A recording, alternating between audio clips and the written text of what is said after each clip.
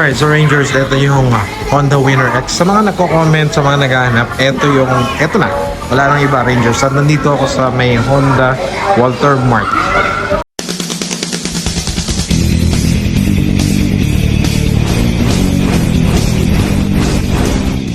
Alright, so Rangers, videohan natin ito at alamin natin yung mga features and specs at bakit ba ito inaabangan. Alamin natin, okay? So, tingnan natin yung design. From this angle, napakaganda. Mukha siyang big bike na pinaliit. Very sporty, aggressive yung mga patulis niya. Kung titingnan nyo, nakakahangang talaga. Okay. So, tingnan nyo mga fairings, oh. Pula at black. Wow, ganyan yung mga tapalodo. Napaka-tindi ng kanyang forma. At ibig ko sabihin, yung mga nag-aabang nito, kaya nyo ito inaabangan dahil alam ko na kung bakit, no? Tingnan nyo, napaka-pogi. Grabe talaga. Yung mga decals na ginamit, no? Tulis, yung design na pairing sa pag-ganon. Then yung mask na black, ang galing. Black and red and silver. Yun yung mga nakikita natin dito. Lapitan natin, ha? Minsan pa. Okay, so yung kanyang windbreaker. Right? So, kita nyo, may design talaga ni Honda, no? Ganun yung hangin yan, yung tapo ng hangin, and then ito merong matte finish dito, actually medyo rough, and then no? Okay, and then ang ganda ng ilaw, daytime running lights, ganda. Tapos yung headlight, LED na po yan, and then turn signal lights, LED na rin po. Okay, telescopic fork, radiator, at ito yung tapalodo sa harap po. Talaga malleable, talaga very flexible yan, di basta-basta nababasag. Sukat ang gulang sa harap, tingnan natin, 90 by 80 by 17. Right, so of course ganda ng mags niya, no? Tapos disc brake, ano yun? Disc brake, ganda. Single lesson caliper, ganda ng ginamit, makataw talaga si Honda.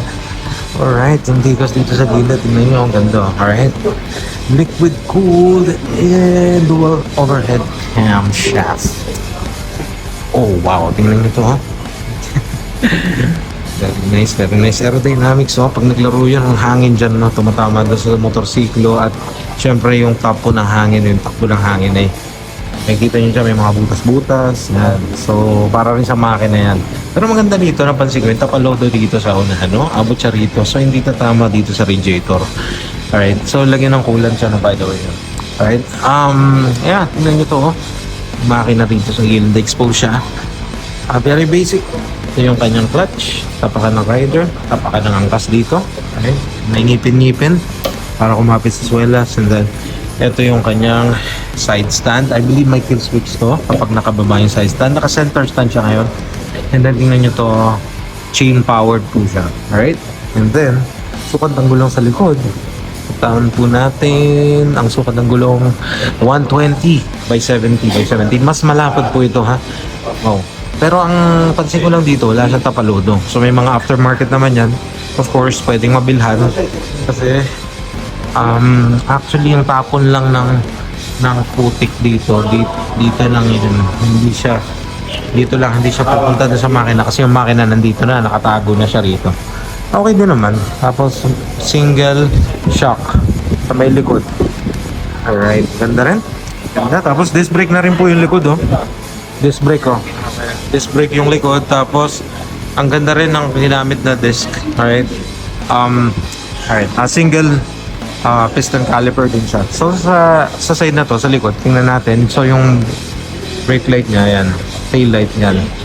And then napapansin ko po, LED na po lahat, pati itong left and right turn signals, LED na po. Honda, and then Winner X. Ganda talaga, winner, talaga winner. Yung mga nag-aabang nito, talagang winner kayo kapag nakakuha nyo to.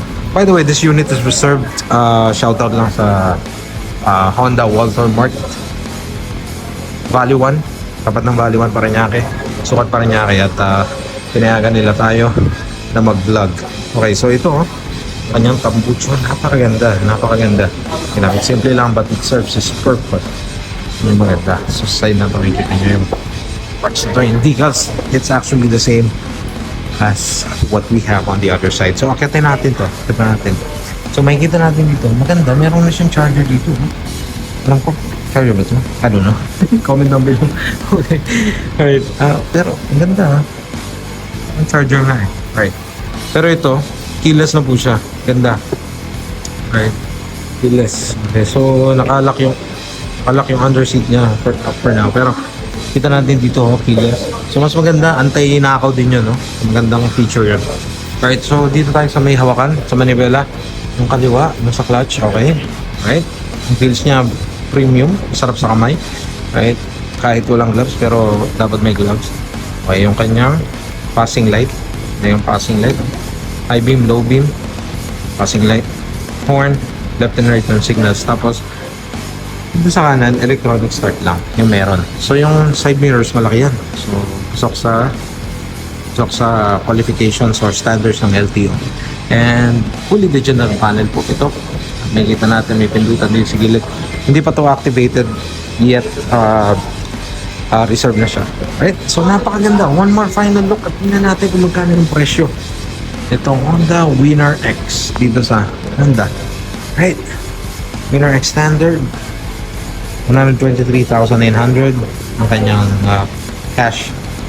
Installment down payment na lang ang 12,900. Meron ka monthly installment of 6,188 for 36 months. And meron siyang rebate na 200 pesos. Nakikita niyo ba? So, mas malinaw siya ngayon, okay? So, ang previous niya, full face helmet, plate holder, and 3 years LTO registration. Wow. Galing. Galing nga dyan. Alright, so maraming salamat po sa mga nanood, sa ating mga subscribers. Ride safe and stay safe, Rangers. And this is your Blue Ranger saying goodbye.